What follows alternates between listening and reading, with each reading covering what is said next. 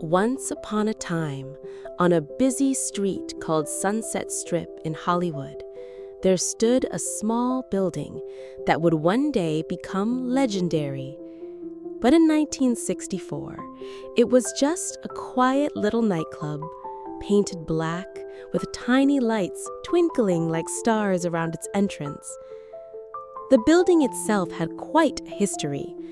It had been many things before. A small restaurant where families shared Sunday dinners, a corner grocery store where neighbors would gather to chat about their days, and even briefly a dance studio where young children learned to waltz.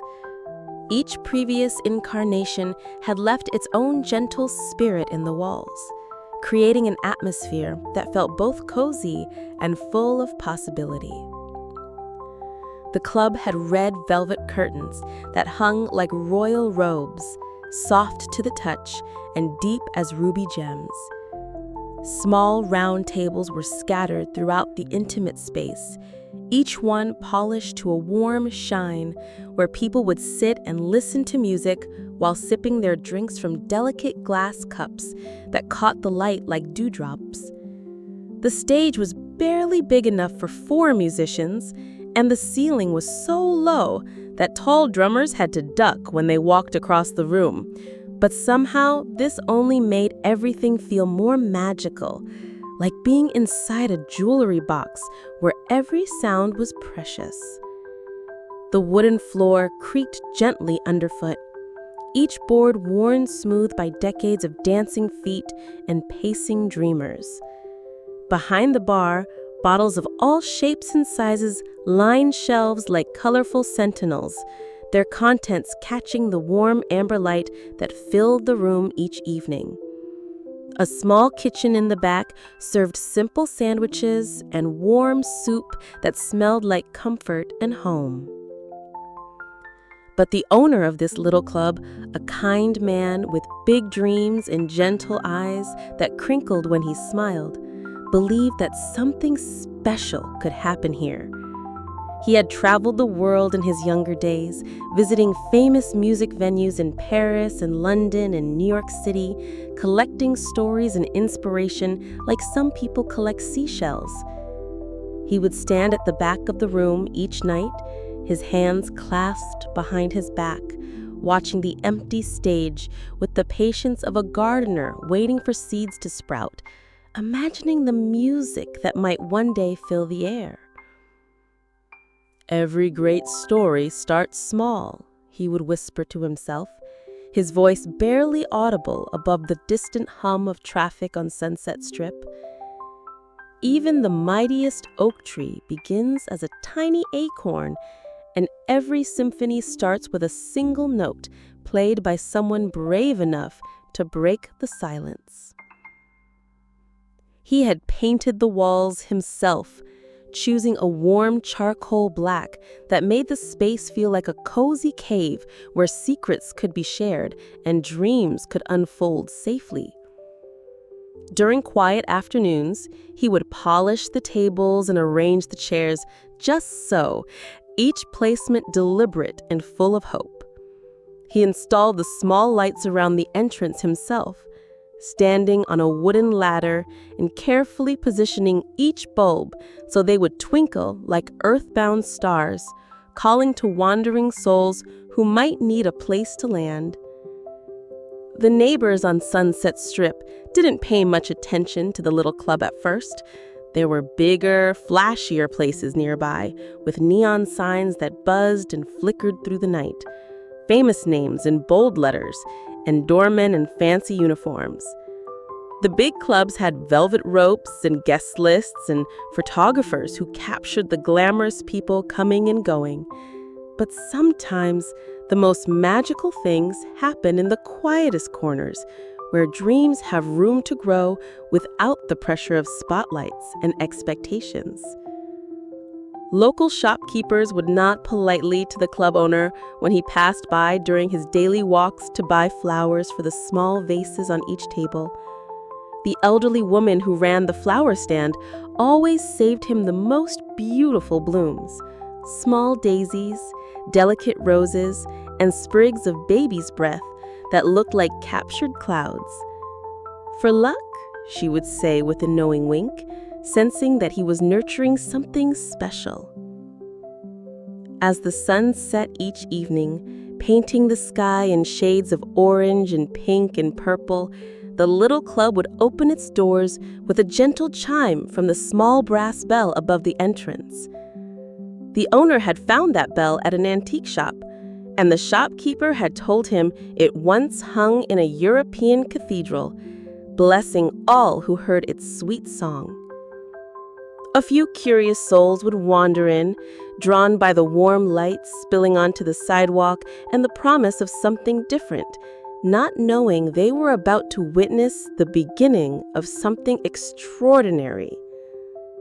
The stage lights would dim, creating a warm, cozy glow that made everyone feel like they were gathered around a campfire under a canopy of stars, ready to hear the most wonderful stories told through music. The owner had chosen those lights carefully too, wanting them to be bright enough to see the musicians' faces and expressions, but soft enough that everyone in the audience would feel safe to close their eyes and let the music carry them away. On nights when no bands were scheduled, the owner would sometimes sit at the small piano in the corner and play gentle melodies he remembered from his childhood. Lullabies his grandmother had hummed while she knitted by the window, folk songs from his hometown, and classical pieces that sounded like conversations between old friends. Regular customers would come just to hear him play, finding comfort in the familiar tunes that seemed to wrap around their hearts like warm blankets. Little did anyone know that this humble venue, with its creaky floors and low ceiling and tables that wobbled just slightly, was about to become the launching pad for musical dreams that would soar higher than anyone could imagine. The magic was already there, waiting patiently in the walls and the worn velvet curtains and the gentle brass bell, ready to welcome the extraordinary souls who would soon call this place home. Soft music fades as we drift toward tomorrow's adventure. Chapter 2: The Dancing Cage and Go-Go Dreams. One morning, as golden sunlight streamed through the small windows of our little club, casting dancing shadows across the polished floor, the owner had a most unusual idea. He had been sitting at one of the round tables, sipping his morning coffee from a chipped but beloved mug, when he looked up at the ceiling and saw something in his mind's eye that had never been done before in all of Hollywood. What if, he wondered aloud, his voice echoing gently in the empty club, we suspended a cage from the ceiling where dancers could move to the music, a place where movement and melody could meet in mid-air. His friends and the regular customers thought he was quite peculiar when he shared this vision. They gathered around him at the bar, shaking their heads with good-natured concern. What a for? A cage hanging in the air? Like a birdhouse? What if it falls? What if the dancers get dizzy? What if people think it's too strange? But the owner smiled mysteriously, his eyes twinkling with the same light as the small bulbs around the entrance.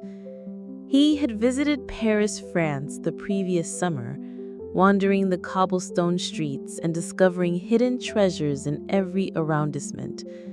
There he had found a famous nightclub called Whisky a Go-Go, tucked away in a basement near the Seine River. The name meant whiskey galore in French, and it sounded magical when you said it out loud. Whisky a Go-Go, like a spell that conjured joy and celebration. In that Parisian club, he had watched in wonder as dancers moved on elevated platforms, their movements becoming part of the music itself, their energy flowing down to the audience like warm honey. The French club-goers had embraced this innovation with typical Parisian flair, treating the dancers like artists, applauding their creativity as enthusiastically as they did the musicians. The owners spent weeks sketching designs on napkins and scraps of paper, calculating weights and measurements, consulting with engineers and craftspeople who specialized in theatrical rigging. He wanted the cage to be safe, of course, but also beautiful, a piece of functional art that would enhance the magic rather than distract from it. He visited metal workshops and found an elderly craftsman who had once built sets for Hollywood movies, a gentle man with calloused hands and eyes full of stories. Soon, skilled craftsmen arrived to install the most extraordinary sight, a circular cage suspended high above the dance floor, accessible by a small spiral staircase that curved up from the main floor like a ribbon of possibilities. The cage was crafted from gleaming metal bars that had been polished until they shone like silver, with intricate scrollwork at the joints that resembled flowering vines. It was large enough for graceful movement, but intimate enough that the dancer would still feel connected to the audience below. The installation took 3 days, during which curious neighbors and regular customers would peek through the windows to watch the progress. Children pressed their faces against the glass, their breath fogging the windows as they tried to imagine what this mysterious contraption might be for.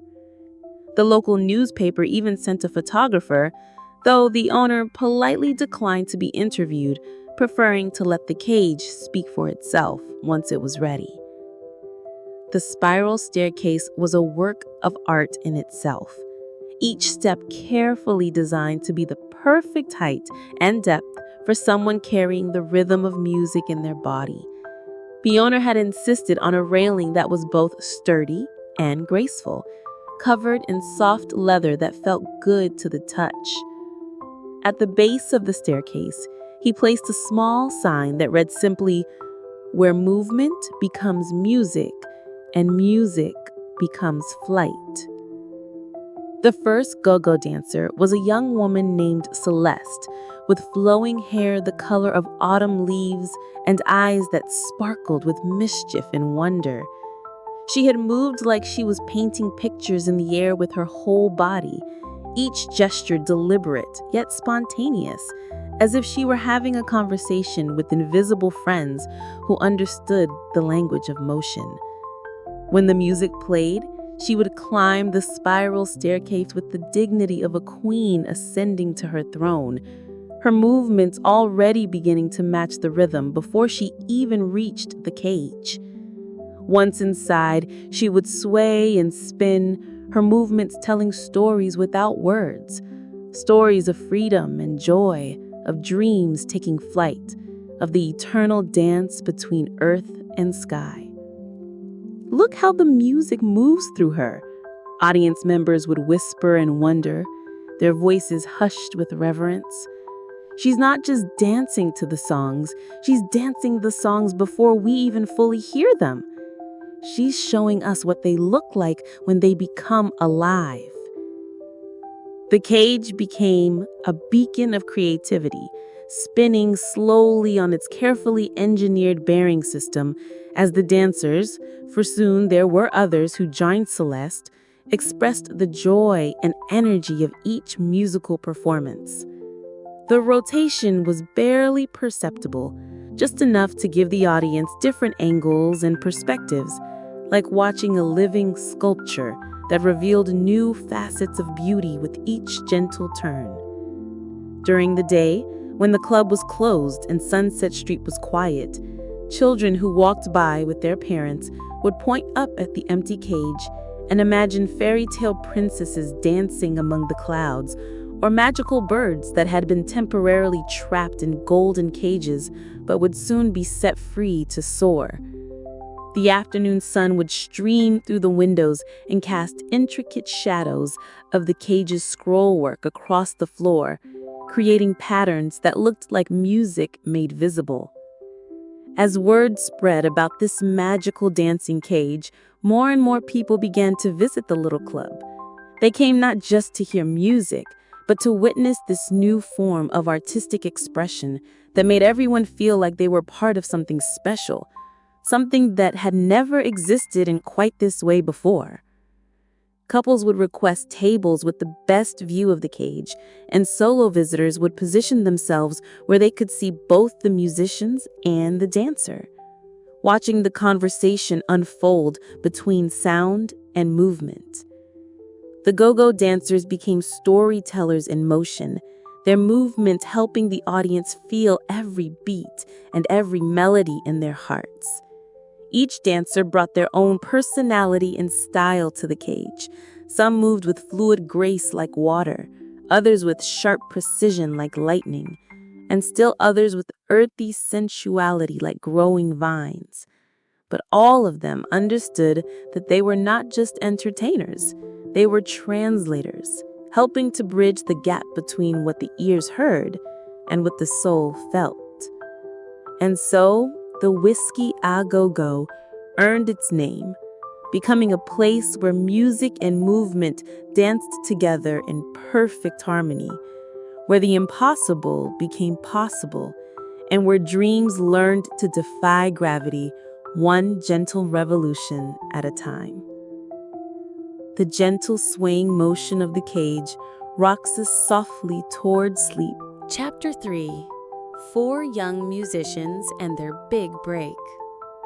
One cool evening in January 1966, when the Los Angeles air carried the crisp promise of possibility, 4 young musicians carried their instruments through the doors of the Whisky A Go-Go. They had driven all the way from Venice Beach in a battered van that was more rust than paint, filled with amplifiers held together with electrical tape, dreams stitched together with determination, and a shared belief that their music could change the world. They called themselves the Doors, a name chosen from a line of poetry that spoke of perception and transformation, of breaking through to the other side of ordinary experience. Each member brought his own unique energy to the group, like different colors of light that, when combined, created something new and unprecedented. The lead singer had mysterious, intense eyes that seemed to hold secrets from another realm, and hair that fell across his face like a curtain between his inner world and the audience. Jim Morrison had studied poetry and philosophy, filling notebooks with words that danced on the edge of beauty and darkness. He moved like a shaman in expensive leather pants, his voice capable of whispers that could break hearts and roars that could wake the dead. When he sang, it felt like he was pulling emotions from deep underground wells that most people never knew existed. The keyboardist was classically trained and can make his instrument sound like a whole orchestra, or a single voice crying in the wilderness, or the soundtrack to dreams that hadn't been dreamed yet. Ray Manzarek had studied music theory and composition, but he brought to the Doors something beyond technical skill. He brought soul and intuition, fingers that could find melodies that felt both ancient and futuristic.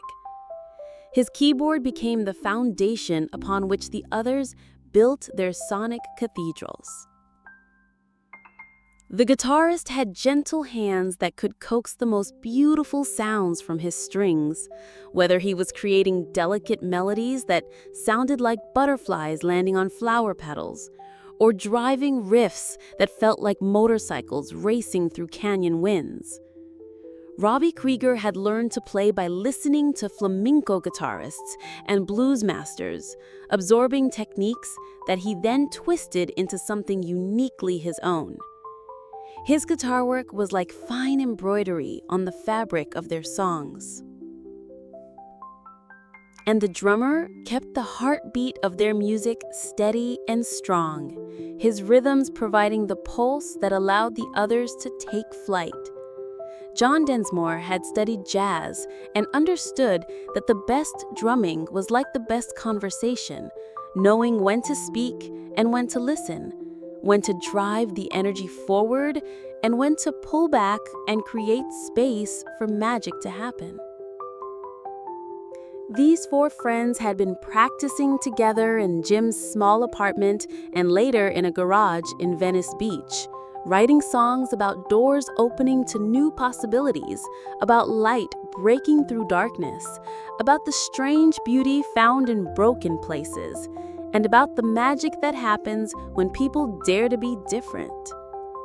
They would rehearse for hours, perfecting not just the notes, but the spaces between the notes, learning to communicate with each other through music in ways that words could never achieve.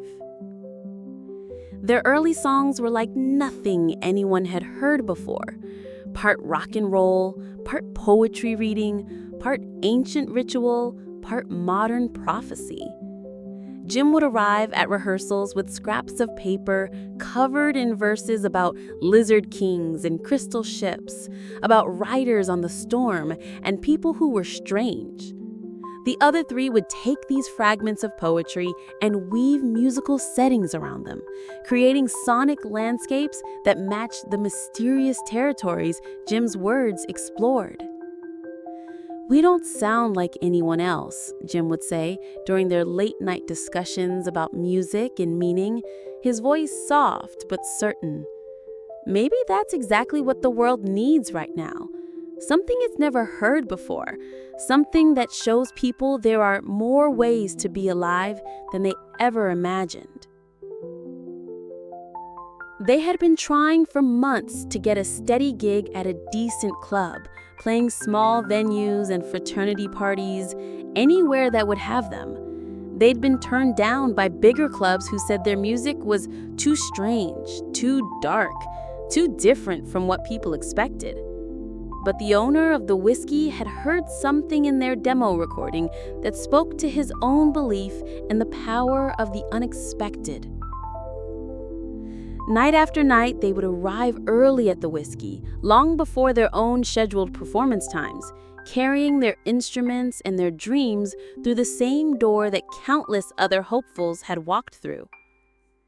They would sit at one of the small, round tables in the back, watching other bands perform and learning from every song they heard, every stage presence they witnessed, every way the audience responded to different types of energy.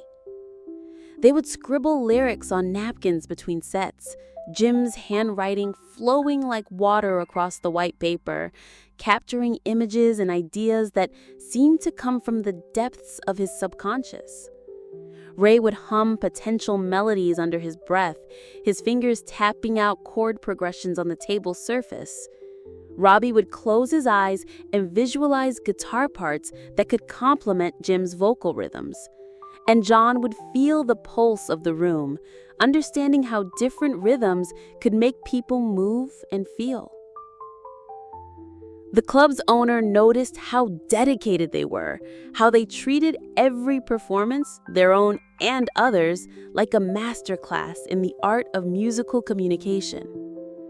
"Those four boys have something special," he told his friends and regular customers, nodding towards their usual table in the corner. "They practice like their music is the most important thing in the world, but they also listen like every other band has something to teach them. That's the mark of true artists." The regular customers at the Whisky A Go-Go began to recognize them too. The intense young man with the leather pants who would stare at the stage like he was memorizing every detail. The keyboardist who would nod appreciatively when other musicians did something clever. The guitarist who would smile mysteriously when he heard a chord change that pleased him. And the drummer who would tap along almost imperceptibly with performances that moved him. When the band finally got their chance to perform as the opening act for a more established group, something magical happened that no one in the room would ever forget. Their music filled every corner of the little club, reaching into spaces that most sounds never touched. The suspended cage swayed gently, as if Celeste was dancing to their music even when she wasn't there. Everyone in the audience leaned forward, captivated by the strange beauty of what they were hearing. Their songs were like poems set to music, but poems written in a language that spoke directly to the soul rather than just to the mind. They told stories about journeys to both inner and outer worlds, about adventures in consciousness, about finding courage in the darkness of uncertainty, and about doors that opened to wonderful, mysterious places that most people never even knew existed. Jim's stage presence was unlike anything the Whisky had ever seen. He didn't just sing the songs, he embodied them, becoming a conduit for the emotions and visions they contained. He would close his eyes and seem to go into a trance, his voice ranging from barely audible whispers to primal screams that seemed to come from the earth itself. The other three musicians created a sonic foundation that was both rock solid and endlessly fluid, allowing Jim's voice to soar and dive and explore territories that most singers were afraid to visit. People who heard them that first night knew they were witnessing something rare and beautiful, something that would change the landscape of popular music forever. The four young musicians had found their voice, and their voice was unlike anything anyone had ever heard before. It was dangerous and beautiful, dark and illuminating, ancient and utterly contemporary all at once. After their set, as the audience continued to applaud long after the last note had faded, the four young men stood on the small stage and looked out at the faces that had been transformed by their music. They had found their home, their launching pad, their place to grow and experiment and become who they were meant to be. The Whisky A Go-Go had given them not just a stage, but a sanctuary where their strange and wonderful music could be born. Chapter 4. Love Blooms on Stage. Shortly after our four mysterious door-opening musicians found their home at the Whisky, another band arrived with a very different but equally magical sound. This group had chosen to call themselves Love, a simple word that contained entire universes of meaning. And they brought with them a rainbow of musical colors that painted beautiful pictures in the air, creating sonic murals that made everyone who heard them feel like they were walking through an enchanted garden. The leader of Love was a gentle soul named Arthur Lee, who played guitar like he was having a conversation with the angels themselves. Arthur had grown up in Memphis, where he'd absorbed the deep soul traditions of that music city, then moved to LA, where he discovered the folk music scene and the burgeoning psychedelic movement. He was a musical alchemist who could take influences from seemingly incompatible worlds and blend them into something new and wonderful. His band included musicians from different backgrounds, different neighborhoods, different music traditions, and when they played together, their music sounded like friendship itself. Like different voices learning to harmonize, not just in sound, but in spirit, creating something more beautiful than any individual could make alone.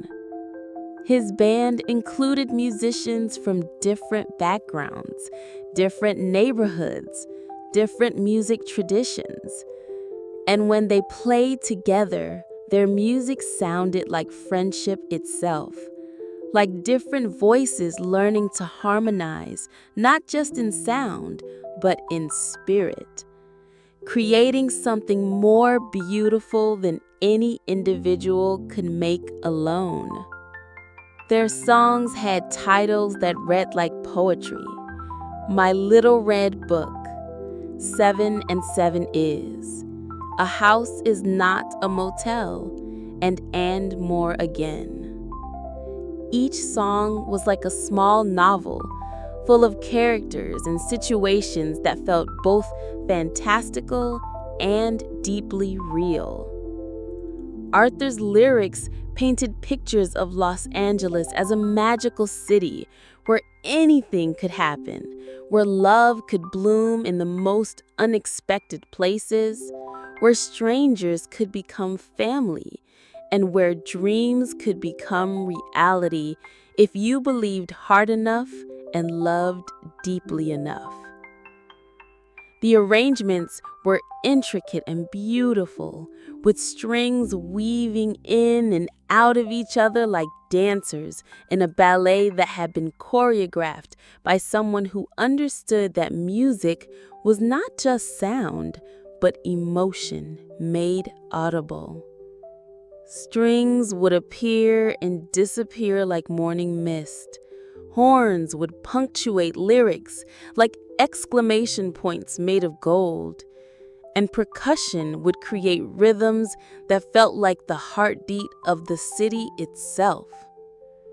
Their music made everyone in the Whisky feel connected, as if they were all part of one big loving family that extended far beyond the walls of the small club.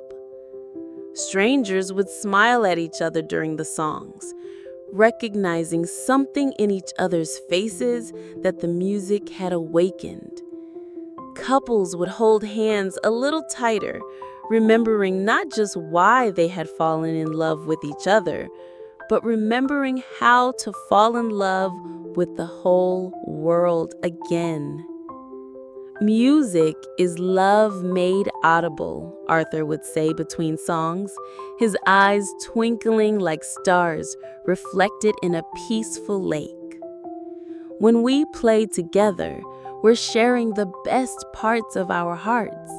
And when you listen, you're opening your hearts to receive that love. It's a circle that never ends, a conversation that includes everyone who's willing to be part of it. The go-go dancers in the suspended cage would move more gently during love sets, their movements flowing like silk scarves in a warm breeze. Even Celeste, who was known for her dynamic and energetic dancing, would find herself moving with a different quality when love was playing. More like meditation in motion, more like a visual prayer that matched the spiritual quality of the music. The cage would turn slowly, creating the effect of a gentle blessing being bestowed on everyone in the room. Even the tough guys who thought they were too cool to care, who came to the Whisky to see and be seen rather than to actually listen to music, would find themselves swaying along to love's gentle rhythms, their carefully constructed facades melting away as their hearts were opened by the beautiful sounds. Businessmen would loosen their ties, teenagers would stop trying to impress each other, and everyone would just be human together, connected by the universal language of melody and harmony and rhythm. Love's concerts at the Whisky became legendary, not for being loud or wild or attention-grabbing in obvious ways, but for being deeply, powerfully gentle, proving that the softest whisper can sometimes be heard farther than the loudest shout, that the most profound transformations often happen not with dramatic gestures, but with quiet moments of authentic connection between souls who recognize each other across all the artificial barriers that usually keep people apart. Arthur and his bandmates understood that they were not just entertainers, but healers. Not just musicians, but ministers of a sort, spreading a gospel of love and acceptance that the world desperately needed. Their music reminded people that underneath all the surface differences, different backgrounds, different beliefs, different fears and hopes and dreams, everyone was looking for the same basic things: to be seen, to be accepted, to be loved, and to have their own love received and appreciated. Regular customers would bring friends to Love shows, saying, "You have to hear this. I can't really explain it, but their music will change something inside you. It will remind you of who you really are underneath all the things you think you have to be." Love's gentle harmonies wrap around us like a warm blanket. Chapter 5. The night the music changed forever. There came an evening in the summer of 1967 when the air itself seemed to shimmer with possibility, and all the magic that had been building at the Whisky A Go-Go seemed to come together like stars aligning in the night sky. It was one of those warm Los Angeles evenings when the sunset painted the sky in impossible shades of orange and pink and purple, and something extraordinary was definitely in the air, something that everyone could feel, but nobody could quite name. The date was August 10th, a Thursday night that would be remembered for decades to come by everyone who was fortunate enough to be there. Both of our special bands, The Doors and Love, were scheduled to perform that evening, along with several other talented musicians who had been drawn to the little club like moths to a flame that promised not only light, but transformation. The poster outside the club, hand-drawn by a local artist, featured mystical symbols and flowing letters that seemed to dance even when you weren't looking directly at them. The go-go dancers, led by the incomparable Celeste, had practiced new routines that incorporated elements from modern dance, ballet, and even some movements inspired by ancient ritual dances that Celeste had been studying in her spare time. She had been working with a choreographer who specialized in translating music into movement, and together they had developed sequences that would respond to the specific energy signatures of each band. Even the owner had polished the suspended cage until it gleamed like a jewel catching moonlight, and he had installed new lights that could change color, creating an atmosphere that would shift and flow with the music. As the sun began its descent behind the Hollywood Hills, casting long shadows across Sunset Strip, people began lining up outside the club hours before the doors were scheduled to open.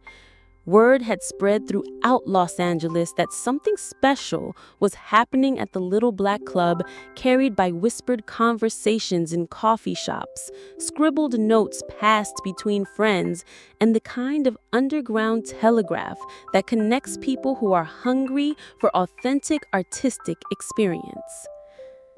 The line included an incredible diversity of humanity. Musicians who came to watch other musicians, recognizing that they were all part of something larger than individual careers or egos. Writers and poets seeking inspiration from the intersection of words and melody.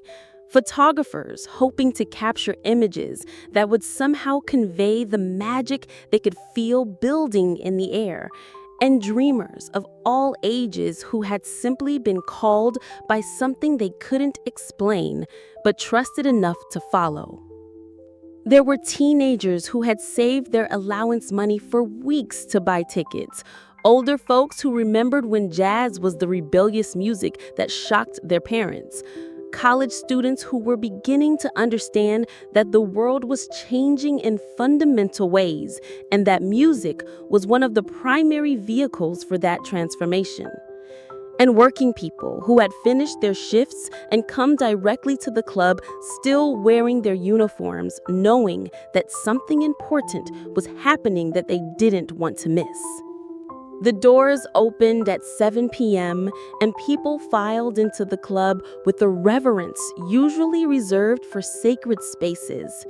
The owner had decided to keep the lighting low and warm, creating an atmosphere of intimacy and expectation. The small round tables filled quickly, and soon people were standing along the walls, sitting cross-legged near the stage, creating a human mandala around the performance space. The suspended cage caught the light and cast intricate shadows that moved gently across the walls like living artwork. The first band of the evening took the stage at 8 p.m., a local group called The Seeds, who brought their own brand of garage rock that got everyone's energy moving.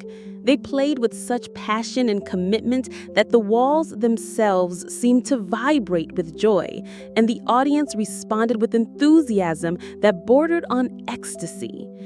Their music was raw and immediate, setting the stage for the more complex and sophisticated sounds that would follow. Between sets, the atmosphere in the club was electric with anticipation. Conversations buzzed with excitement as people shared their theories about what made the whiskey so special, why certain nights felt more magical than others, what it was about the combination of music and space and community that could create moments of genuine transcendence. The air was thick with possibility and the scent of jasmine flowers that the owner had placed in small vases throughout the room. Then love took the stage and something shifted in the very fabric of reality within those black walls. Arthur Lee, dressed in white and wearing a crown of flowers that looked like it had been worn by angels, stepped up to the microphone with the presence of a gentle prophet. The rest of the band took their positions with the precision of a ritual being enacted, each movement deliberate and full of meaning. Their first song began with a single acoustic guitar, Arthur's fingers finding chords that seemed to unlock doors in the listeners' hearts. When the full band joined in, it was like watching the sun rise, gradual, inevitable, and absolutely breathtaking. The music filled the room with harmonies so beautiful that several people in the audience wiped tears from their eyes without even realizing why they were crying. It wasn't sadness, but rather the overwhelming joy that comes from recognizing beauty so pure that it bypasses the mind and speaks directly to the soul. Love's set that night was like nothing they had ever played before, and nothing they would ever quite recapture. Every song seemed to be connected to every other song, creating a seamless flow of consciousness that carried the audience through landscapes of emotion and imagination that most of them had never visited. Arthur's voice soared and whispered and cried and laughed, sometimes in the same phrase, and his bandmates created musical settings that were both intricate and seemingly effortless. In the suspended cage, Celeste moved as if she were translating the music directly into visual form, her body becoming a living instrument that expressed what the ears were hearing and the hearts were feeling. Her movements were fluid and precise, contemporary and timeless, grounded and ethereal. The slowly revolving cage created the effect of a gentle blessing being cast over the entire room, and many people later said they felt something shift inside them as they watched her dance. When Love finished their set, the applause was not just appreciation, but gratitude. The kind of applause that says, "Thank you for showing us something we didn't know existed." People remained in their seats for minutes after the last note faded, as if breaking the spell too quickly might diminish what they had just experienced. But the night was far from over. Finally, our four mysterious door-opening musicians stepped into the spotlight. And from their very first note, it was clear that this would be a performance for the ages. The Doors had been building toward this moment for months, and all the energy they had been storing, all the visions they had been nurturing, all the musical conversations they had been having in rehearsals and small venues suddenly crystallized into something that was far greater than the sum of their considerable parts. Jim Morrison stood at the microphone like a modern-day shaman, his leather pants catching the light, his hair falling across his face in a way that made him look both vulnerable and dangerous. But on this particular night, something was different about his energy. Instead of the controlled chaos that often characterized his performances, there was a focused intensity that seemed to draw power from some deep, ancient source. Ray Manzaret's keyboard work that night was transcendent, his fingers finding melodies and harmonies that seemed to come from some collective unconscious of human musical memory. Every note felt both surprising and inevitable, like the perfect words being found for feelings that had never been successfully expressed before. His bass lines, played with his left hand on a separate keyboard, created a foundation that was rock solid yet fluid, giving the other musicians complete freedom to explore while always having a home to return to. Robbie Krieger's guitar sang and cried and whispered secrets that could only be told through the language of bent strings and sustained notes. His solos that night were not displays of technical virtuosity, but rather emotional conversations with the universe, explorations of sonic territories that few guitarists. Chapter 6. After the music stopped. The crowd began to file out of the Whisky A Go-Go sometime after midnight, but nobody seemed to want to leave. They stood in small groups on Sunset Boulevard, talking in hushed, excited tones about what they had just experienced. Some tried to find words for feelings they had never had before, while others simply stood in comfortable silence, knowing that they had shared something that would stay with them for the rest of their lives.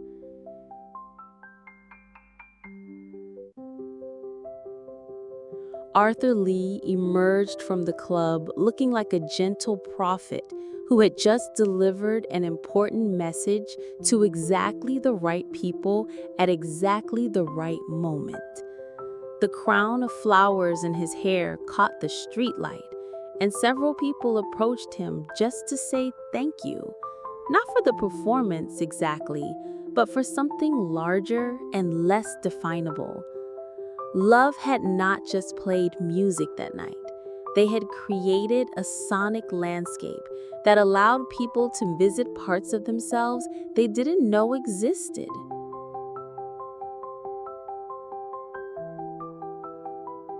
Jim Morrison came outside a few minutes later, still radiating the mysterious energy that had filled the club during the Doors performance. He moved through the lingering crowd like someone walking through a dream, accepting the praise and admiration with the bemused grace of someone who understood that he had been a conduit for something much larger than his individual self. Ray, Robbie, and John followed, each of them carrying instruments that seemed to glow with residual magic from the evening's extraordinary music.